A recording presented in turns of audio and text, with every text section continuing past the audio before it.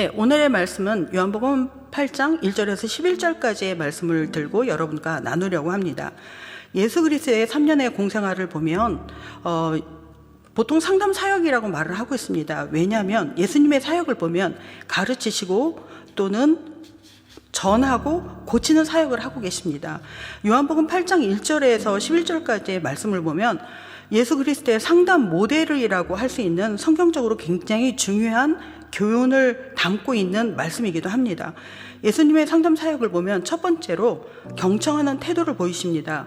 모든 상황 속에서 그 죄와 모순까지도 들어주시는 그 놀라운 능력을 발휘하고 계신데요. 두 번째는 회개와 용서 그리고 사랑입니다. 말씀을 살펴보면 예수님은 여인을 향하여 정죄하려는 모습을 보이지 않고 계십니다. 율법의 죄진자 그 여인을 향하여 돌을 치겠다고 모여든 사람들이 예수님에게 묻습니다. 이 여인이 죄를 지었으니 돌을 쳐서 죽이는 게 맞다라고. 그렇지만 레위기 20장 10절과 신명기 22장 22절의 말씀을 보면 간음한 남녀는 모두를 반드시 죽이라고 명하고 계십니다. 그런데 이들은 그런 왜곡된 태도를 보이고 계십니다.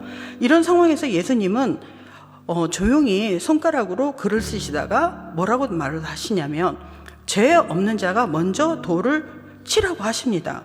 이 사람들은 양심의 가책을 받고 모두 다 그 자리를 떠나게 됩니다. 그랬을 때 예수님은 조용히 앉아서 손가락에 글을 쓰시다가 일어나서 여인에게 묻습니다. 너를 정죄하려던 자들이 어디를 갔느냐? 그들이 다 모두 다 떠나고 오로지 정죄할 수 있는 예수 그리스도와 여인만이 남게 되었습니다. 그랬을 때 예수님이 그 여인에게도 뭐라고 하냐면 너도 가라. 대신 죄 짓지 말고 살라고 말씀을 하고 계신데 과연 예수님이 그 죄를 묵인하려고 하는 것일까? 그렇지는 않습니다. 예수님은 죄를 묵인하려고 하는 게 아니라 새로운 새 생명을 허락하시는 상황이었습니다. 예수님은 우리에게 올바른 질문을 던져서 진정한 문제가 뭔지를 깨닫게 하십니다. 여인의 죄를 용서하신 것은 자신이 그 여인의 죄를 대신 지겠다. 그러니 너는 예수님의 사랑 안에 거하라고 하시는 것입니다. 먼저 정죄하던 자들의 모습을 보면서 무슨 생각을 하십니까? 돌을 든 자의 모습입니까? 죄인인 여인의 모습이었습니까? 세상을 살아가면서 우리는 모순되고 정죄하려는 모습을 너무나 아무렇지도 않게 하고 살고 있습니다. 내 말로, 내 행동으로. 그래서 그 재미로 던진 돌이 물속에 있는 개구리에게는 생명을 위협받는다라고 하는 것처럼 우리의 말과 행동이 타인에게는 정말 죽을지도 모르는 생명의 위협을 느끼고 있다는 것을 깨달으시기를 부탁드립니다. 우리가 쉽게 던지는 말이 타인의 생명을 위협한다라는 것들이 보이지 않는 것에 대한 우리는 다시 한번 자신을 좀 돌아볼 계기를 만들었으면 좋겠다라는 생각을 합니다. 예수님은 우리에게 왜곡과 정죄가 아닌 용서와 사랑을 원하십니다.